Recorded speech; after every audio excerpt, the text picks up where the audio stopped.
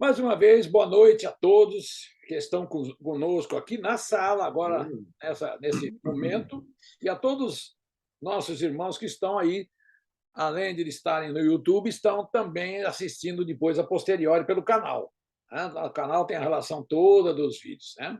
Então, a nossa vontade que seja realmente uma boa noite e que possamos aproveitá-la essa semana que se passou e podemos agora abastecer o nosso carro fluidicamente para aguentar até a próxima semana.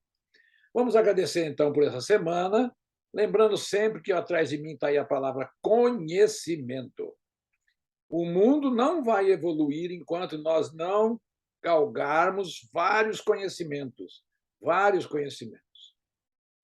Temos que realmente manobrar muito a nosso tempo para que sobre tempo para nós fazer o quê? E outra coisa, para ter conhecimento precisa fazer leitura, e para fazer leitura precisa ter tempo.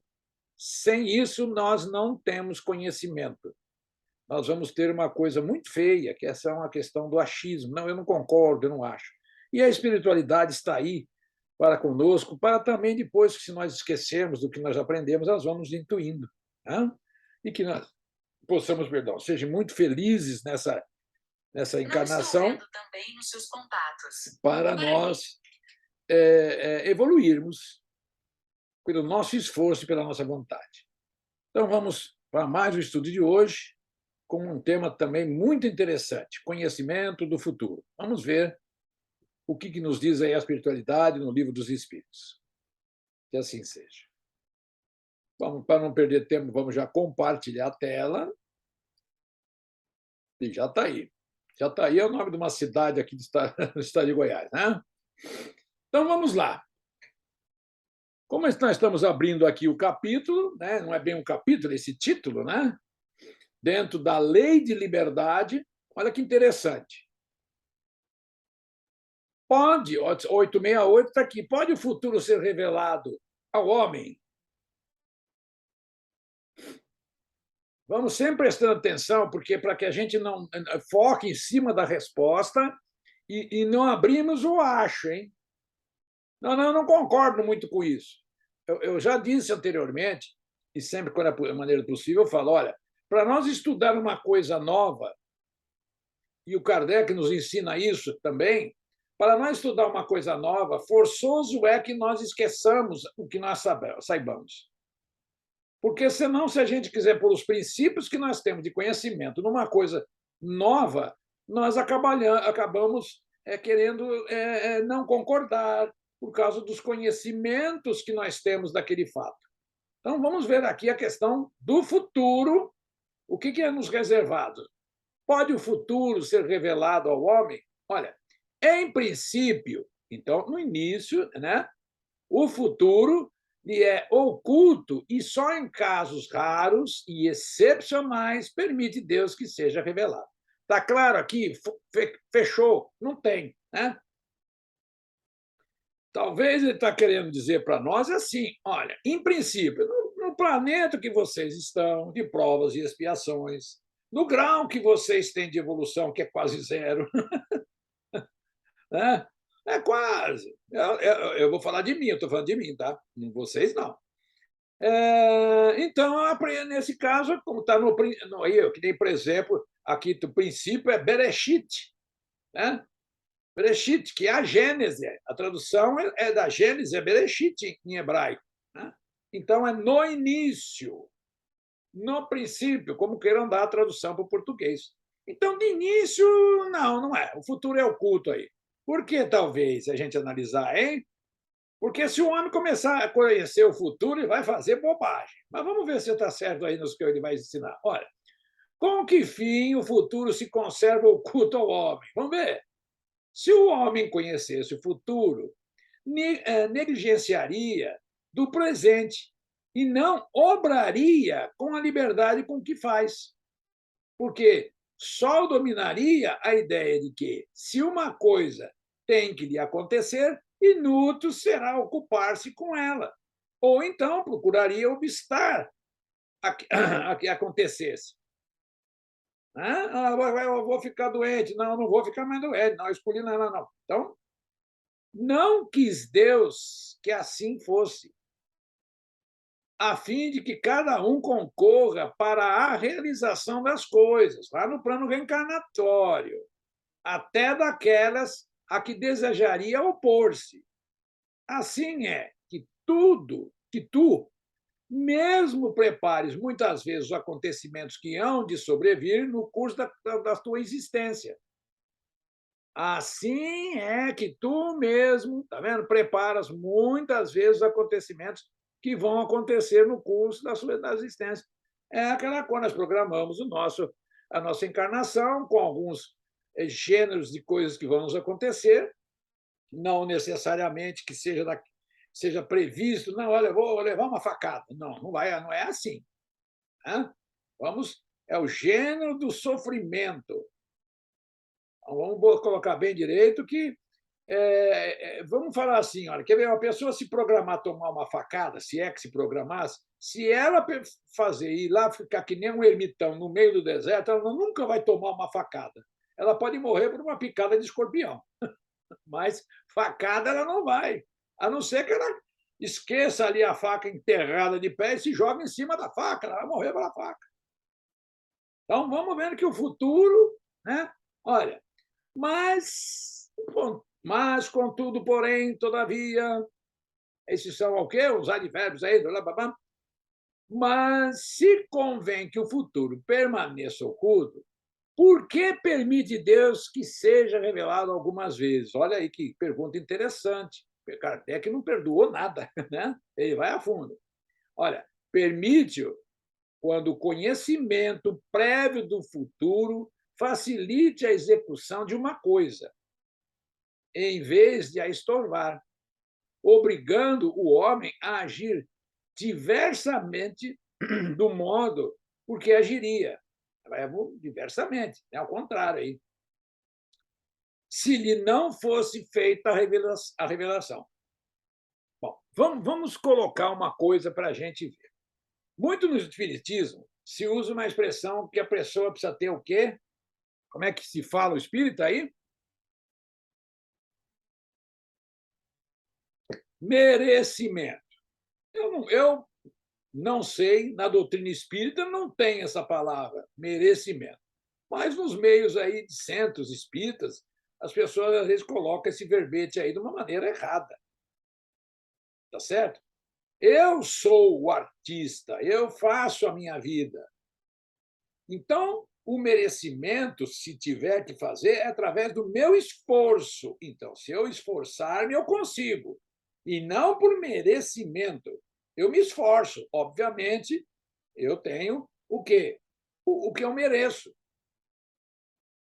Tá? Então, olha, permite-o quando o conhecimento prévio do futuro facilita a execução de uma coisa, em vez de a estorvar, obrigando o homem a agir diversamente do modo por que agiria, se lhe não fosse feita a revelação. Vamos colocar toda essa frase aqui, de ponto, aqui do início até o ponto. Isso aqui acontece, evidentemente, com espíritos evoluídos. Não é um ser aqui, vou falar de mim, um Roberto vai ficar conhecendo alguma coisa. Meu Deus, que falta de imaginação, né? Então, à medida que nós vamos evoluindo reencarnatoriamente, vamos tendo o quê? Nós vamos tendo uma coisa que vocês encontram lá, também faz parte desse conhecimento futuro, a presciência, que está lá na Gênese. Leiam a Gênese, o capítulo de presciências, é um queixo caído.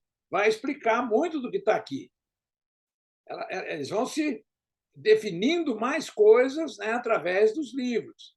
Aí, não raro, também é uma prova. Oh, meu Deus do céu! Parece que nunca acaba esse negócio de prova. Parece realmente que nós estamos num colégio, né? Estamos aqui com um uniforme, e aí é colégio. Como assim? Olha, vamos brincar com as palavras.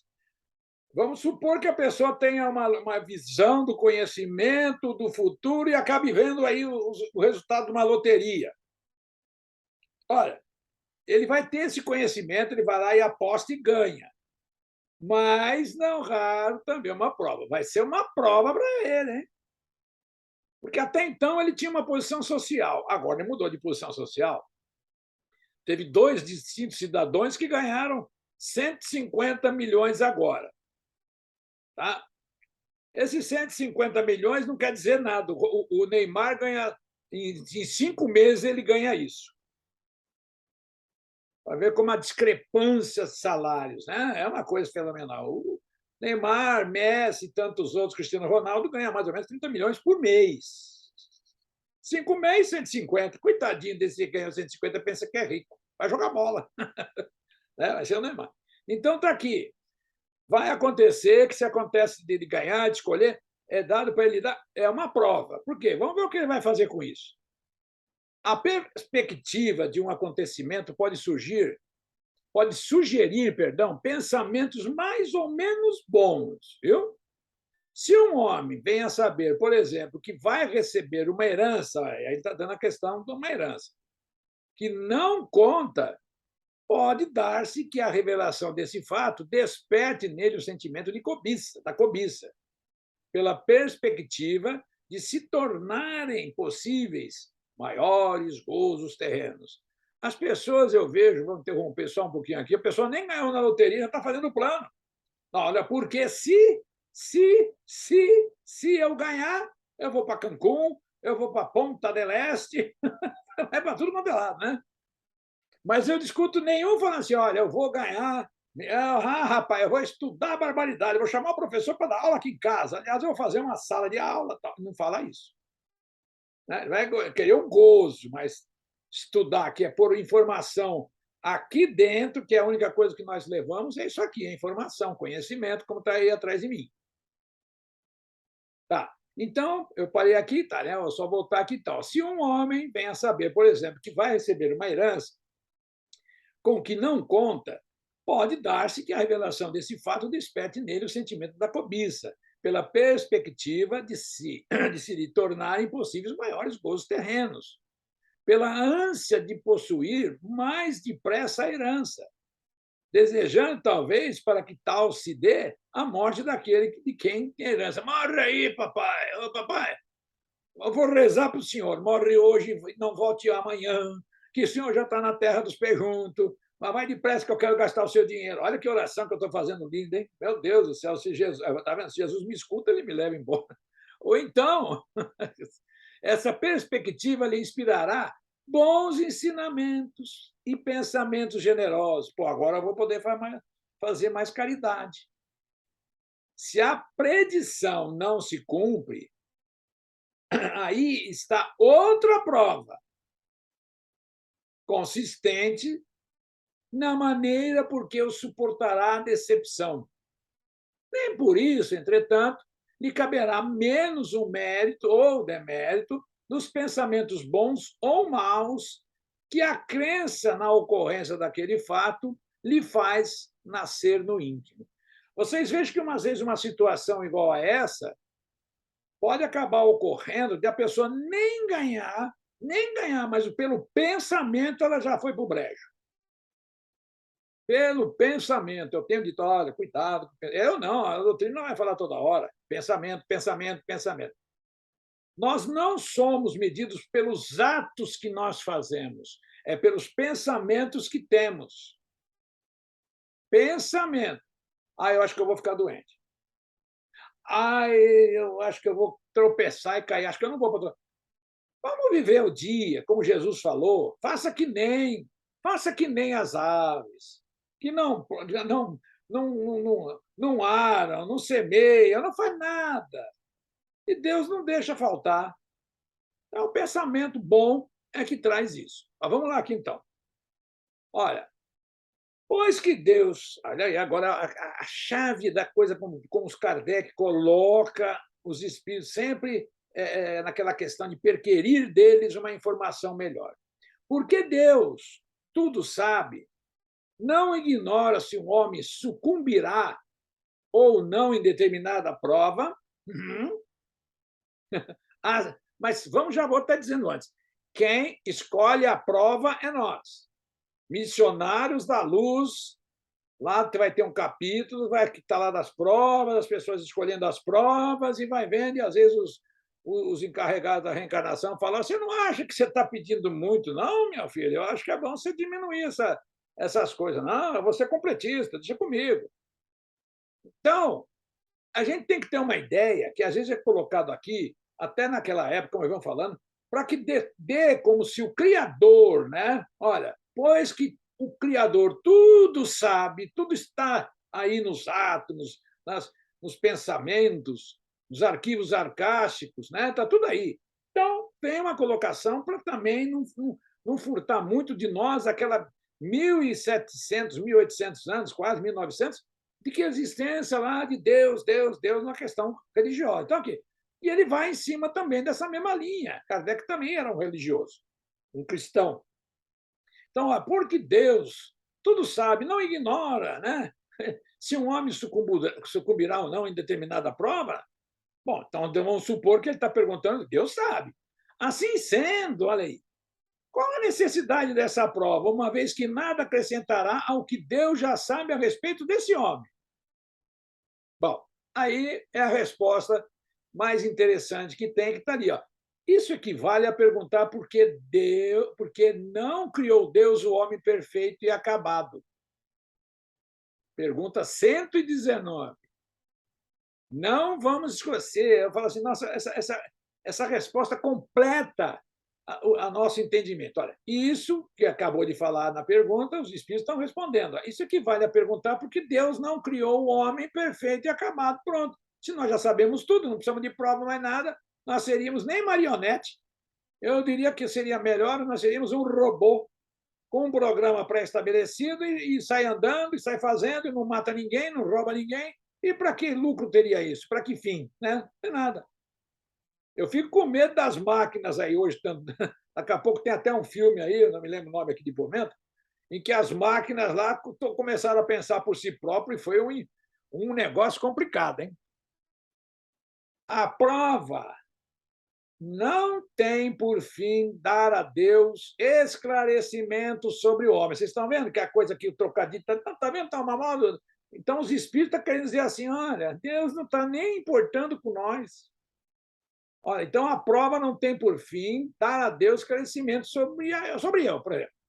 Pois que Deus sabe perfeitamente o que ele vale, mas dar ao homem toda a responsabilidade da sua ação, livre-arbítrio, uma vez que tem a liberdade de fazer ou não fazer.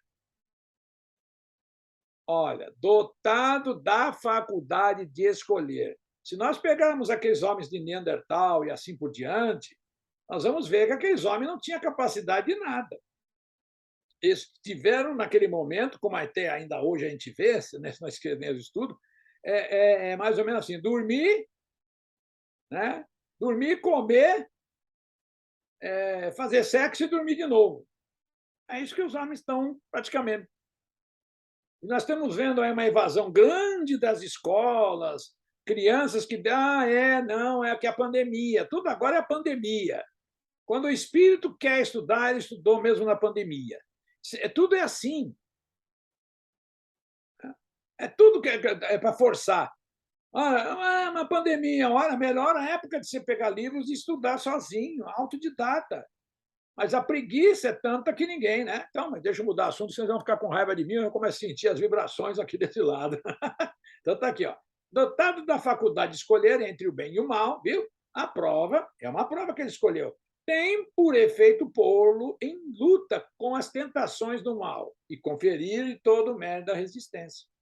Ora, conquanto saiba de antemão se ele se sairá bem ou não, Deus não o pode, em sua justiça, punir nem recompensar por um ato ainda não praticado. Questão 258 do Livro dos Espíritos também. Muito prático, né? Se a gente vai lendo, eu gostaria até que vocês, como desde o início, já estamos na 860 e pouco, quer dizer, participando, trocando, fazendo, não, peraí, aqui não entendi, não, entendi aqui. Então, eu acho que está tão claro, né? Mas a questão está aqui, como eu falei, não é facilitador. Como eu não sou 100%, então pode ser que eu não dei um bom exemplo, me falte alguma coisa, um detalhe ou outro. Mas eu acho que a gente vai tentando trazer o que a gente já tem de estudo nesse livro. Bom, então agora Kardec vai fazer um comentário. Esse comentário tem uma importância muito grande. Olha aí, assim sucede entre os homens. Ele que está fazendo uma afirmação dessa última frase. Ora, conquanto saiba de antemão, ele se sairá bem ou não. Deus não pode, em sua justiça, punir, recomendar. Deus nos criou e acabou. Uns brincam dizendo, onde está Deus? Está em Cancún. Tem um filme Deus é Brasileiro, uma coisa assim, com Antônio Fagundes. Excelente filme, porque você pega o conceito. Não assista o filme querendo, mas de mocinho. Não, não tem mocinho, não tem nada. A espiritualidade age através do autor e dá inspiração para ele colocar. E você assiste o filme olhando o lado espiritual. Você vai tendo descobertas incríveis naquele filme. Incríveis. Aí é o conhecimento nosso da doutrina espírita, você vai falar, o cara que escreveu não é nem espírita nem nada. E olha quanto conceito foi colocado ali. Bom, então vamos ali. Olha. Kardec começa assim. Assim sucede entre os homens. Fechou ali aquela questão. Por muito capaz que seja um estudante, por grandes que seja a certeza que se tenha de que alcançará bom êxito, ninguém lhe confere grau, ou seja, ninguém vai diplomá-lo sem nenhum exame, isto é, sem a prova. Do mesmo modo, o juiz não condena um acusado senão com fundamento num ato consumado, e não na previsão do que ele possa ou deva consumar este ato. Essa frase aqui, vejam bem, quando ele coloca aqui, por muito capaz que seja um estudante, por grande que seja a certeza que tenha de alcançá-la com bom êxito, ninguém lhe confere grau algum sem exame, isto é, sem prova. Vocês repararam que está aqui nesse comentário do Kardec, se a gente for levar por um lado mais profundo, ele está dizendo, em outras palavras, está dizendo assim: olha, estude, né? Olha aí. Ele não está falando diretamente. Então, nós temos várias interpretações de aí, nas questões de que a gente, quando um professor de português pergunta, o que está escrito aí? A gente, não sei não. Então, aí está escrito, olha, por muito capaz que seja um estudante, olha. Então, para ser capaz, ele estudou barbaridade. E ainda assim mesmo, ele não vai ter privilégio. Do mesmo modo, o juiz não condena um acusado, senão com fundamento num ato consumado, ou seja, vai julgar depois que aconteceu uma morte, e não na previsão que ele poderia ter feito, né? Ou ter roubado. Quanto mais se refere nas consequências que teria para o homem o conhecimento do futuro. Melhor se vê quanto foi sábia a previdência em lhe ocultar. A certeza de um acontecimento venturoso lançaria na inação. A de um acontecimento infeliz o encheria de desânimo. Não, vou perder tudo mesmo, vou ficar escadrando que eu vou ficar pobre, então também não vou trabalhar mais, não. Daí o não lhe ser mostrado o futuro, senão como meta que lhe cumpre atingir por seus esforços, mas ignorando os trâmites por que terá de passar para alcançá-la. Está vendo? Ele vai ignorar. O conhecimento, está indo atrás, de todos os incidentes da jornada, lhe tolheria a iniciativa e o uso do seu livre-arbítrio. Ele se deixaria resvalar pelo declive fatal dos acontecimentos, sem exercer as suas faculdades. Aí eu pergunto para vocês, que é aquela questão que eu já falei, faculdade, o que seria isso? Quando o feliz êxito de uma coisa está assegurado, ninguém mais com ela se preocupa. Eu vou ficar rico, pronto, não fazer mais nada. Em outras palavras, é isso. Tá? Vamos aqui, então, agora para um resumo. Kardec aí vai fazer as questões aí. Resumo teórico do móvel das ações humanas. Olha, ninguém vai sair arrastando aí a cama, o sofá, nem nada, hein? Vai lá direito aí, hein? Certo? Ninguém aí, ó, então o telefone, né? Aliás, não, o celular, porque o celular é móvel. Então, resumo teórico do móvel das ações humanas. A questão do livre-arbítrio se pode resumir assim: livre-arbítrio, o livre-arbitrio, com italiano. O homem não é fatalmente levado ao mal. Ou seja, o homem não nasceu para ser mal.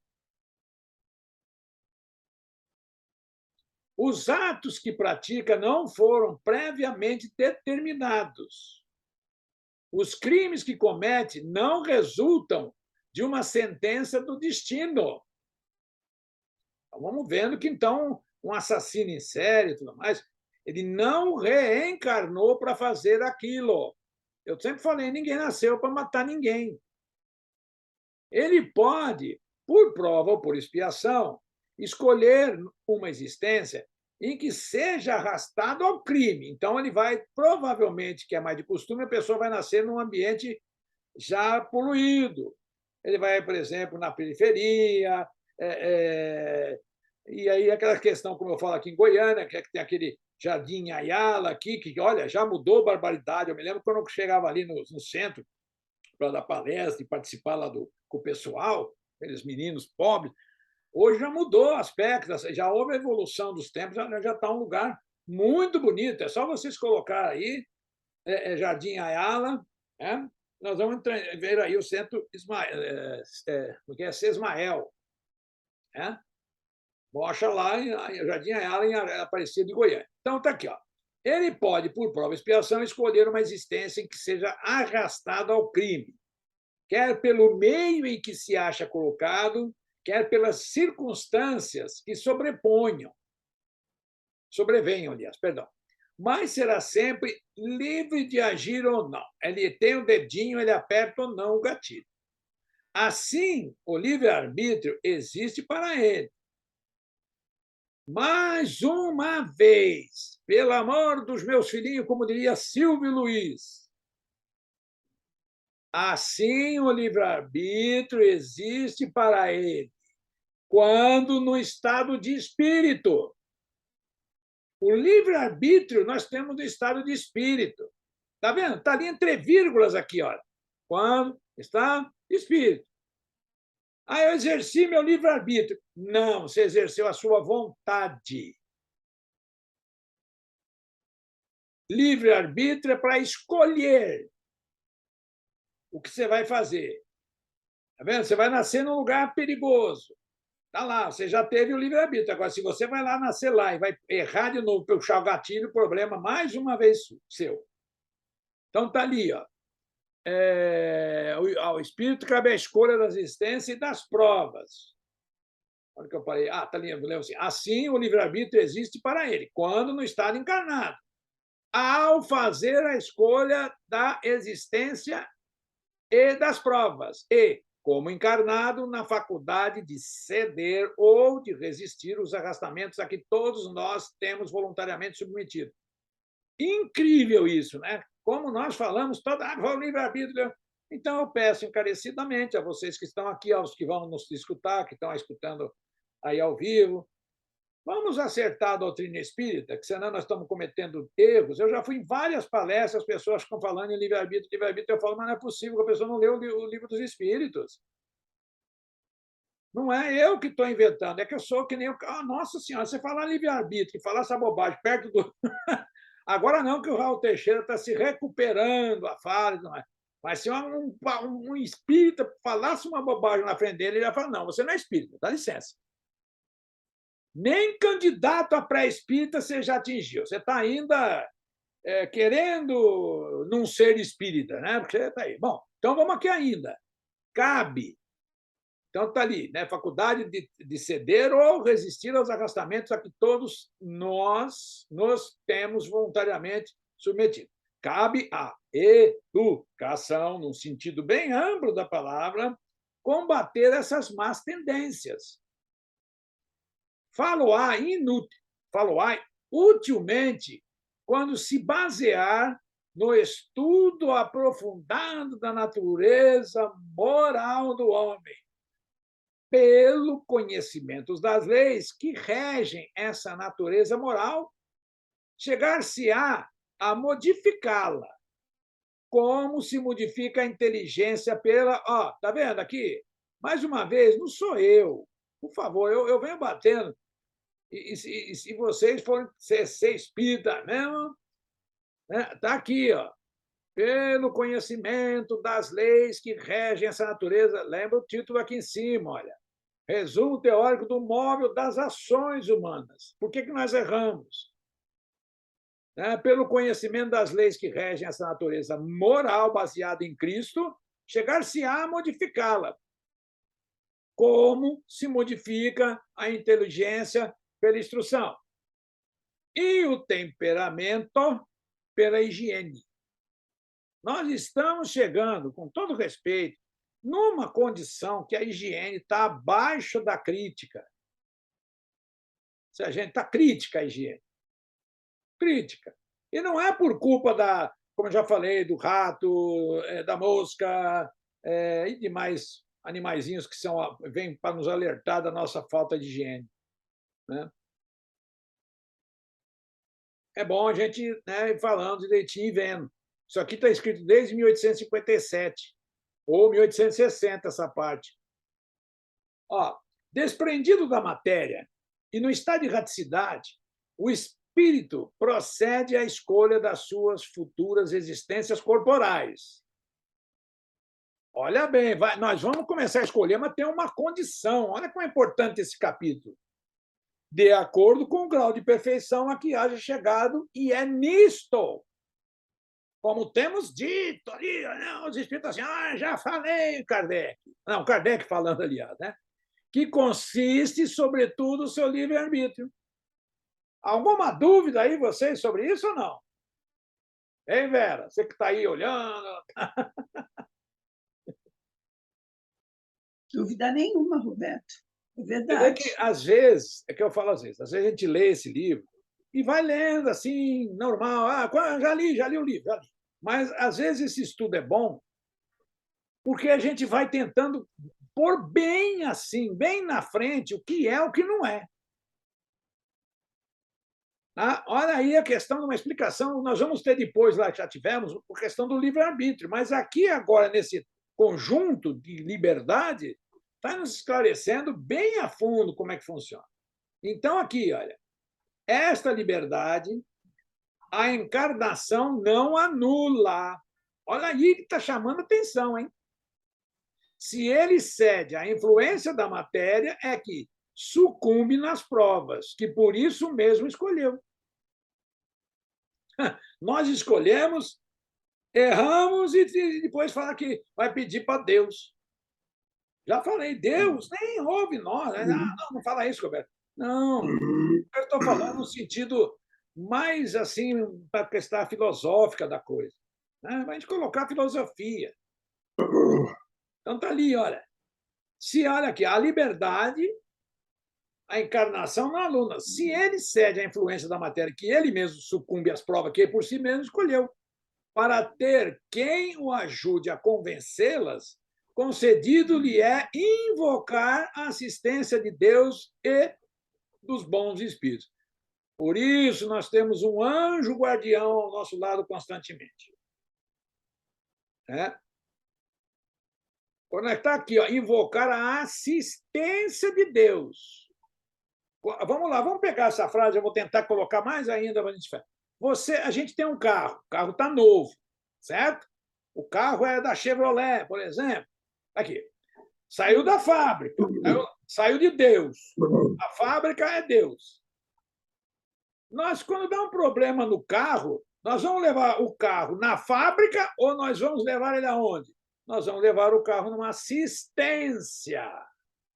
A palavra aqui que a gente entende, então, é para ter quem o ajude a convencê-las, concedido-lhe é invocar a assistência. A assistência de Deus são o quê? Os prepostos de Deus e dos bons espíritos. A assistência que Deus nos deu, já ensinando lá, é o nosso anjo de guarda. Então, aqui vocês leem aqui, anjo de guarda. E dos bons espíritos, aqueles espíritos familiares. Olha aqui, tá, o que eu estou falando está no 337. Se o livre-arbítrio, sem o livre-arbítrio, o homem não teria nem culpa por praticar o mal e nem o mérito para praticar o bem. Mas olha aí, a questão do livre-arbítrio. Né? Ele não tem culpa. Mas por quê? Nós já escolhemos lá. Então, às vezes, nós estamos aqui, num momento de rancor, de raiva, nós podemos até matar um companheiro, matar uma pessoa no trabalho. Mas isso foi naquele momento, não foi premeditado. Foi porque ainda a gente tem o instinto animal. Então, muitas das vezes, esse ato ele é julgado, se a gente colocar aspas nesse julgamento, com menor intensidade do que aquele que já faz premeditado. Então, está ali, o homem já fez lá no livre-arbítrio lá em cima, e ele não teria nem culpa por cumprir para praticar o mal e nem o mérito. Ele vai fazer, sem o livre-arbítrio, ele vai fazer o que ele quiser.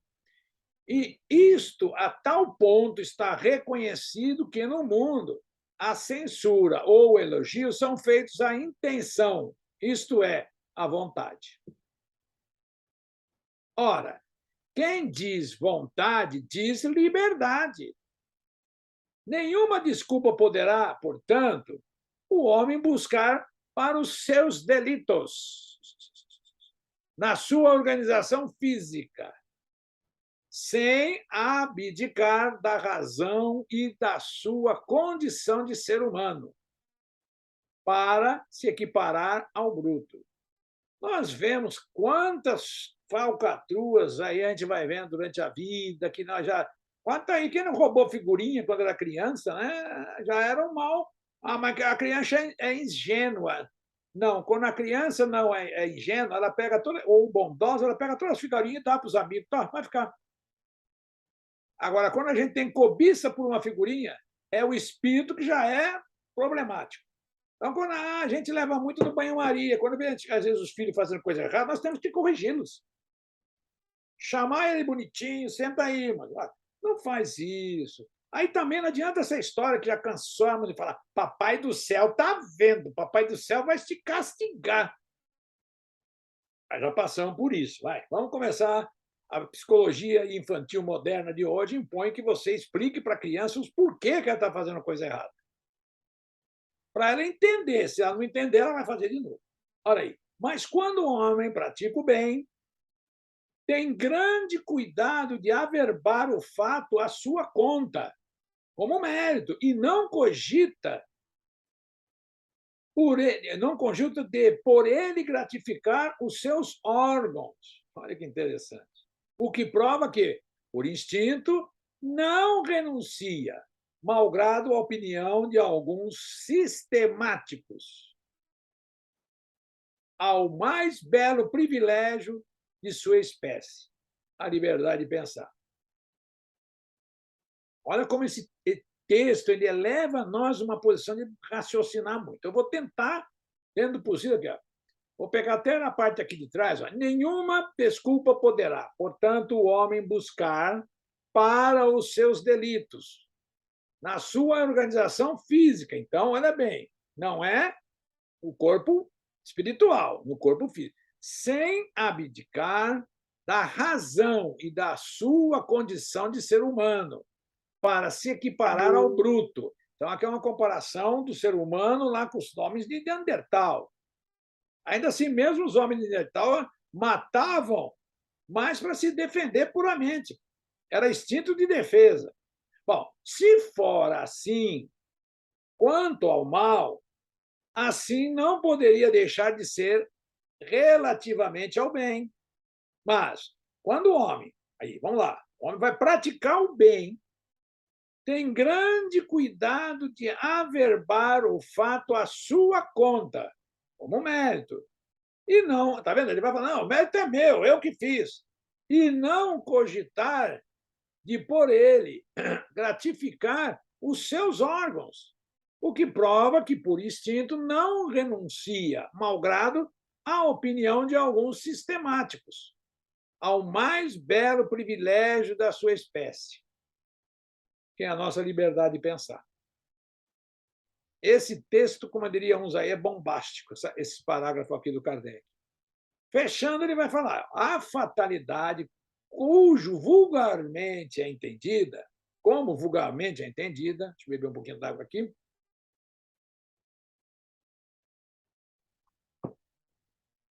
Então, olha, a fatalidade, como vulgarmente é entendida, supõe, agora ele vai explicar, supõe a decisão prévia e irrevogável de todos os sucessos da vida, qual seja a importância deles. Se tal fosse a ordem das coisas, o homem seria com uma máquina sem vontade. Está tudo predestinado. Né? Existe uma fatalidade nos acontecimentos da vida e nós seríamos marionetes só. Né? Aí. De que serviria a inteligência desde que houvesse de estar invariavelmente dominado em todos os seus atos pela força do destino? Nenhuma. Semelhante doutrina, se verdadeira, conteria a destruição de toda liberdade moral. Já não haveria para o homem responsabilidade, nem por consequente, bem e nem mal, crimes ou virtudes. Não seria possível que Deus, soberanamente bom e justo, já está na sequência aqui, né? Soberanamente justo, castigasse suas criaturas por faltas cujo cometimento não dependera delas, nem que as recompensasse por virtudes de que nenhum mérito teriam. Ademais, tal lei seria a negação do progresso. Olha como Kardec costura a coisa e aí ele joga de encontro uma coisa com a outra, a lei da liberdade. Não esquecemos que nós estamos no capítulo da liberdade, mas ele trava com a lei do progresso. Que a liberdade nós temos de fazer a nossa escolha. Depois nós não podemos errar. Ademais, tal lei seria negação a do processo, do progresso, porquanto o homem, tudo esperando da sorte, nada teria para melhorar a sua posição, visto que não conseguiria ser mais nem menos. Contudo, a fatalidade não é uma palavra vã, aí agora vai complicar nossos entendimentos. Existe na posição que o homem ocupa na Terra e nas funções que aí desempenha, em consequência do gênero da vida que ele escolheu lá, que o seu espírito escolheu, que o seu espírito escolheu, não era eu aqui agora, não faço nada. Como prova, expiação ou missão. Ele sofre fatalmente todas as vicissitudes dessa existência e todas as tendências, boas ou más, que lhe são inerentes, já está conosco. Aí, porém, acaba a fatalidade, pois da sua vontade depende ceder ou não a essas tendências. Mais uma vez, resumindo, se eu não vim no meu gênero, não está uma coisa de roubar, de praticar uma coisa ou outra, está ali a minha questão. Se eu fizer, eu sou responsável por ela. E não dizer, eu roubei porque foi fatalidade, eu não sei o quê porque é fatal. Então, está aqui. Aí, porém, acaba a fatalidade. Por quê? Livre-arbítrio. Porém, aqui nós vamos exercer a nossa vontade. Está vendo? Pois da sua vontade depende ceder ou não às suas tendências. Os pormenores acontecimentos, esses ficam olha que interessante como é que é a coisa, né? Os pormenores dos acontecimentos, cada detalhe, né? Esses ficam subordinados às circunstâncias que ele próprio cria pelos seus atos. Sendo que nessas circunstâncias pode o espírito influir pelos pensamentos que surgiram, Olha aí o que a gente vem falando da hipnose. Olha, os pormenores dos acontecimentos, esses ficam subordinados às circunstâncias que ele próprio cria pelos seus atos.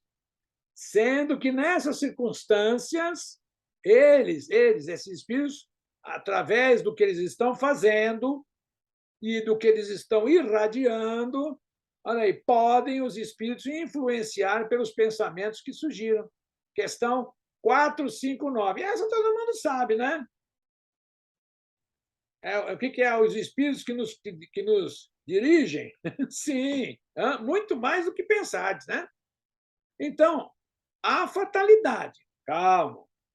Portanto, nos acontecimentos que se apresentam, por serem estes consequência da escolha que o espírito fez da sua existência de homem.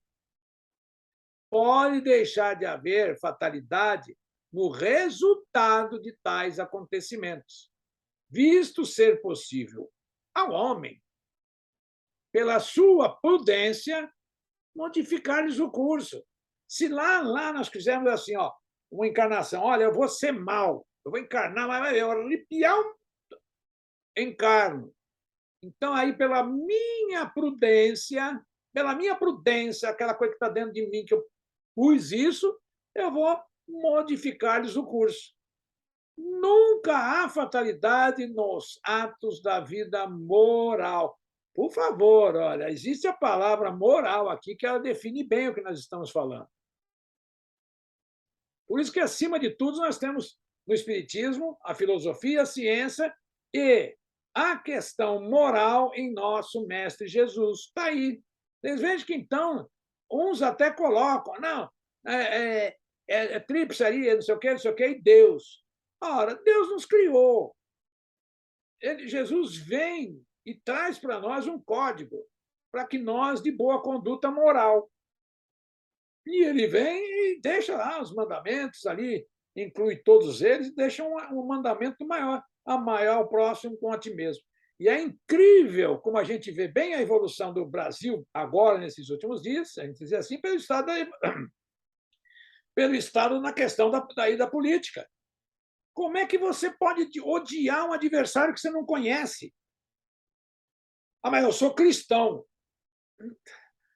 Ainda bem que Deus, como Jesus pediu, Pai, perdoa. Eles não sabem nada do que falam, tá?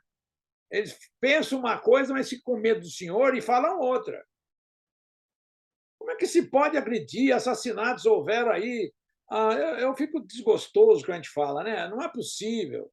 Nós estamos em 2022 e ainda pessoas brigarem por questões de time de futebol, pela imprensa, porque ficam colocando muita coisa nas pessoas e nós somos muito maleáveis.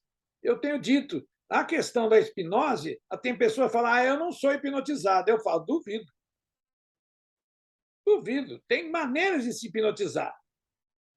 Duvido. A pessoa, não vai. Olha, eu sei que o Jô Soares, já foi comentado por Fábio Puentes e tudo mais, falou, o Jô era difícil de hipnotizá-lo. Pois bem, veio dois garotos que eu não estou lembrando o nome no programa dele, né? E hipnotizou ele. Ele sentiu um choque. Aquilo ali dá choque, um copo? Não dá choque. Aonde estava o choque? Aqui. E eles conseguiram transferir essa questão para ele. Ele tomou o choque. Pronto. Bom, então vamos continuar aqui para encerrar. Nunca há fatalidade nos atos da vida moral. O que é vida moral? Mandar matar, fazer, roubar, essas coisas. Né? No que concerne à morte, é que o homem se acha submetido. Em absoluto, a inexorável lei da fatalidade. Por isso que não pode escapar à sentença que lhe marca o termo da existência, nem ao gênero de morte que haja de cortar a este fio. Olha, então está aqui, ó. A questão somente pode se dizer que, ó, no que concerne à morte, é que o homem se acha subordinado em absoluto à inexorável lei da fatalidade. Aí sim, É a única coisa que tem que é fatal. Nós vamos morrer. Nós nascemos, vamos morrer. Por isso, olha, que não se pode, por isso que não pode escapar à sentença que lhe marca a vida aqui da existência nossa, nem ao gênero de morte que haja de morrer. Então, se eu tenho medo de avião, não, meu filho, se você não tiver que morrer de avião, você não vai morrer, vai lá. Olha, o avião às vezes pode dar pane, voar só com um motor, sem um trem de pouso. Olha, nós vemos acidentes aeronáuticos aí, e tem pilotos aí de linhas aéreas que colocam pós o avião numa pista só com o trem de nariz. Ele mantém o avião sobre o trem de nariz e deixa. A que eu estou perdendo a velocidade, ele afrouxa, o avião vai esfregar a barriga. O cara é um gênio, né? É de uma tranquilidade ali na mão, né? Que ali não tem piloto automático, ali é piloto do piloto mesmo. O piloto, ele. Então, se não vai morrer, não morre. Se o barco tiver que afundar, e como as pessoas falam, e tem tubarão, a pessoa vai lá e faz amizade com o tubarão. Oi, Tutu, tudo bem? Tutu! O tubarão não corre. Mas vamos lá deixar de brincadeira? Então, aqui, ó.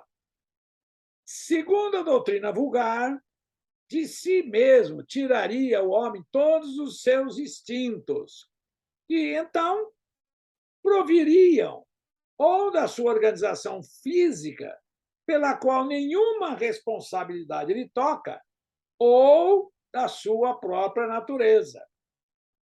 Caso em que é lícito de fora procurar desculpar-se consigo mesmo, dizendo não lhe pertencer a culpa de ser feito como é. Muito mais moral se demonstra indiscutivelmente a doutrina espírita. Muito mais, hein? Porque a quem foi dado muito será cobrado. Então, às vezes, eu tenho falado várias vezes, em qualquer outro lugar que eu vou palestra, tá? Olha, vocês estão escutando aqui como vai ser, isso aqui é um preâmbulo. Se já não está gostando do preâmbulo, não entra no espiritismo, que aí você vai estar sabendo. Aí você vai ser julgado se a gente colocar, porque você já sabe. Olha, muito mais moral se mostra, indiscutivelmente, a doutrina espírita. Ela admite no homem o livre-arbítrio, em toda a sua plenitude. E se lhe diz que, praticando o mal, ele cede a uma sugestão estranha e má. Em nada lhe diminui a responsabilidade, pois lhe reconhece o poder de resistir. O que, evidentemente, lhe é muito mais fácil do que lutar contra a sua própria natureza. Assim, de acordo com a doutrina espírita, não há arrastamento irresistível. Por quê? O homem pode sempre cerrar os ouvidos à voz oculta que lhe fala no íntimo, induzindo-lhe ao mal, como pode cerrá-los à voz material daquele que lhe fale ostensivamente.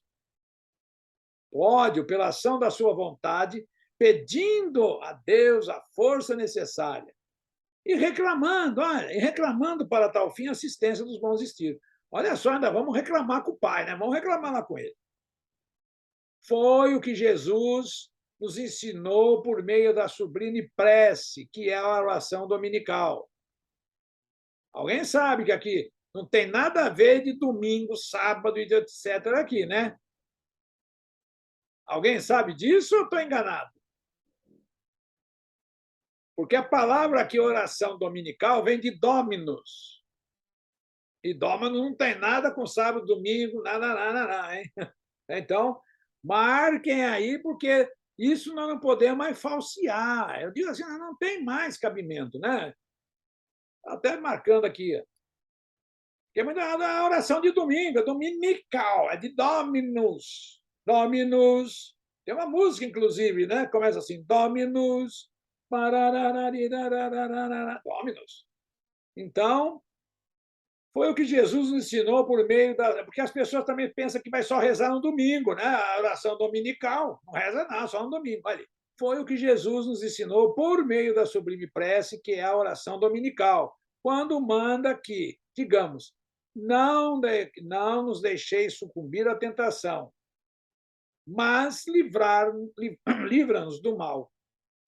Então, aqui há uma questão aqui também de nós interpretar isso mais a fundo, porque não nos deixe sucumbir à tentação.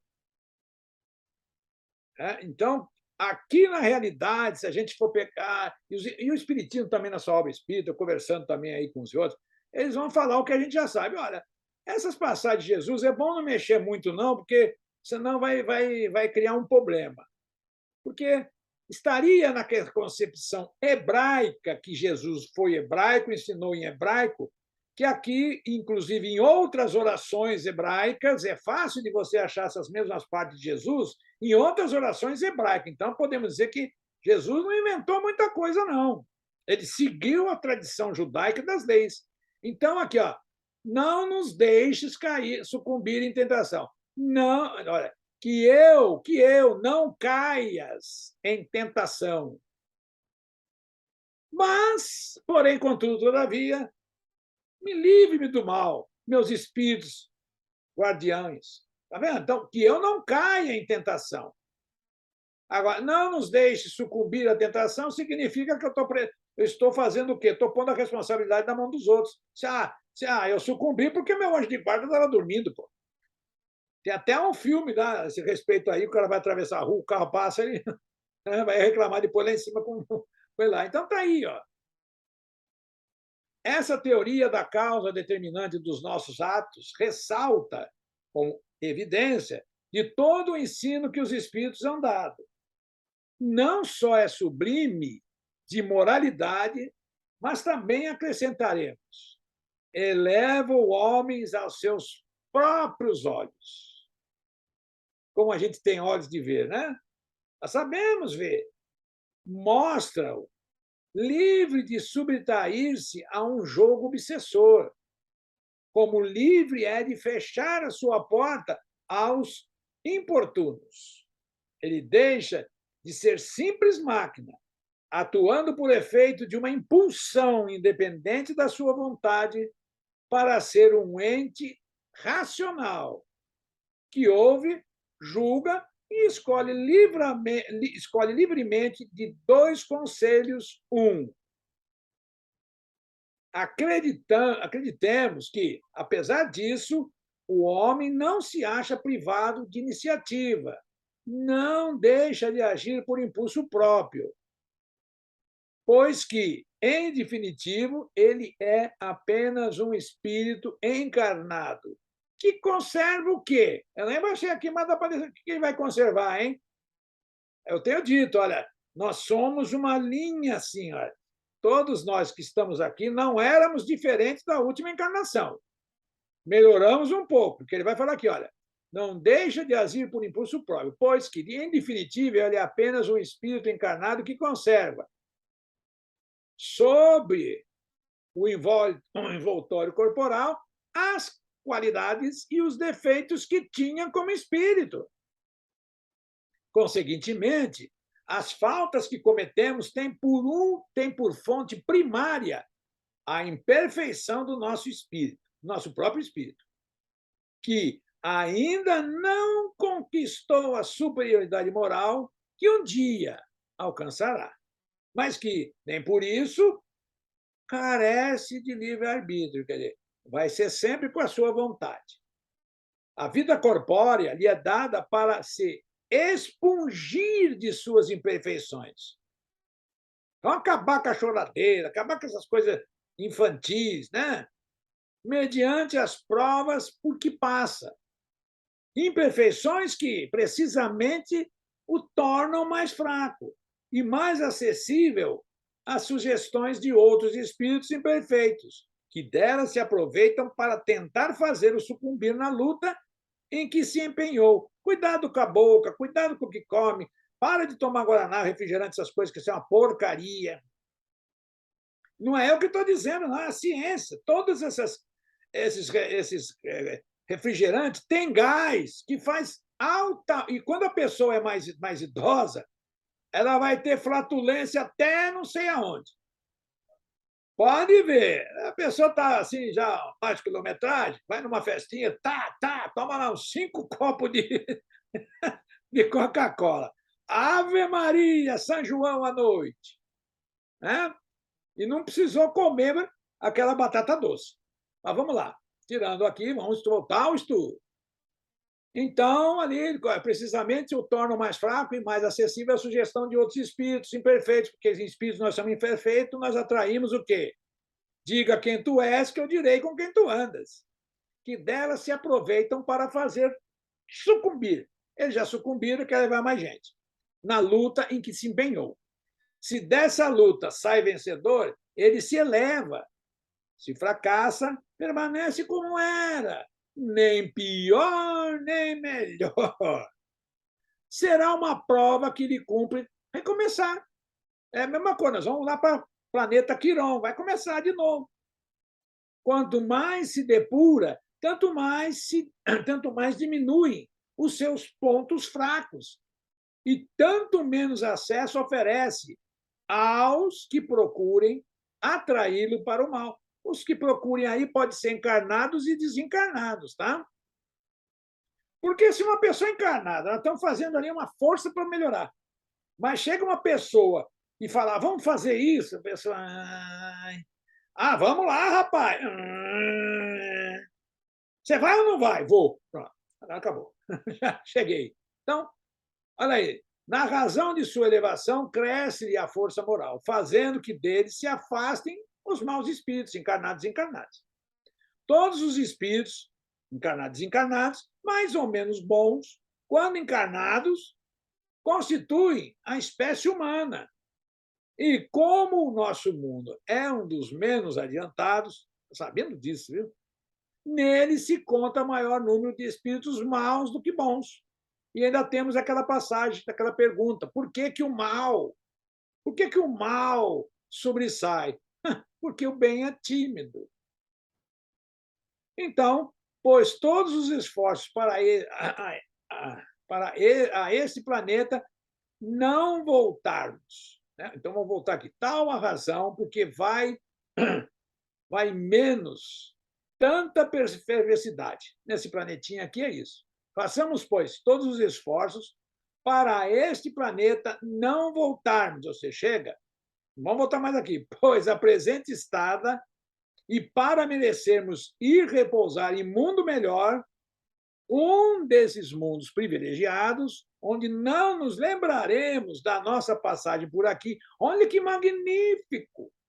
Quando nós mudarmos aí para um planeta para regeneração, nós não vamos lembrar da lambança que nós fizemos. Olha aí, está escrito aqui, ó.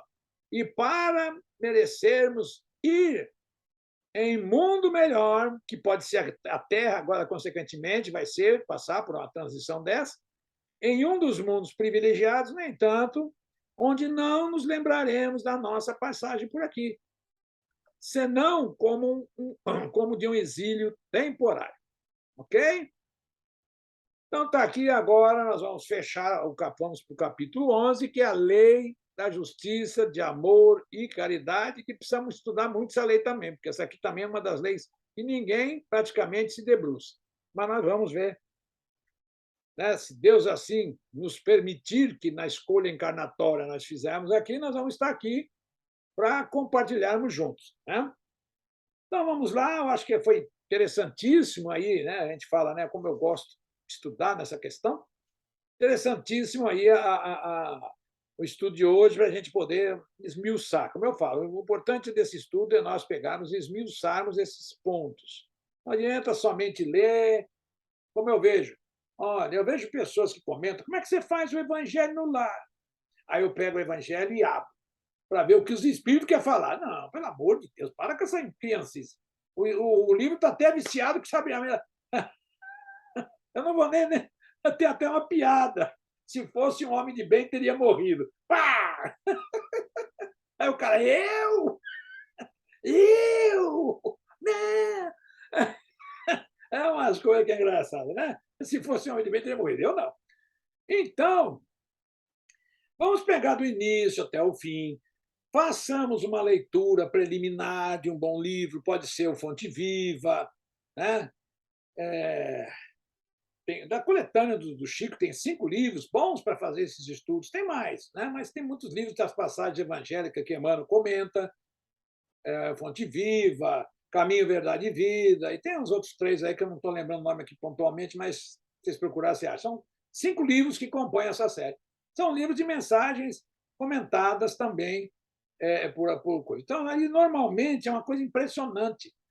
A gente lê aquilo praticamente. A mensagem inicial, que eu pelo menos faço, é uma mensagem assim, ó, pá! Aí você estuda. E a mensagem final é pá! A gente fala, Jesus falou. Deu uma face e depois deu a outra para apanhar por igual, né? Que senão você apanha de um lado e o outro fica meio penso para um lado. Aí você fala, que legal, né? Tem 2 chamadas do Emmanuel, que o Emmanuel também não afina, não. Né? O André Luiz acho que brinca um pouquinho mais, é mais calminho, mas o Emmanuel é meio pontual. Bom, então vamos lá, agradecer por esse conhecimento, por essa questão, como está atrás de mim, métodos, olha aí, textos, tem olha, texto objetivo, tem tanta coisa aí para a gente estudar que a gente fica até assim, ó, né? É uma coisa, essa que está atrás de mim aí é muito interessante, né? Texto estatística, textos que é de avaliação estatísticos e tudo mais, né? Então, fechamos a noite de hoje, estaremos quarta-feira, aqueles que estudam aí o ESD, né? Estaremos juntos. A todos, então, uma boa noite, bom descanso, que não tenham ficado exaltados com a votação de ontem, com a eleição, né? Transcorreu tudo bem, ganhou quem não ganhou, também não ganhou, porque vai ter segundo turno, e assim vai indo, né? Então, vamos lá. A todos, então, um beijo, como diria o Jô Soares, um beijo no coração. Tchau, tchau para vocês. Obrigada. E até a semana que vem. Tchau, boa noite a todos. Tchau, tchau. Boa noite a todos. Boa noite.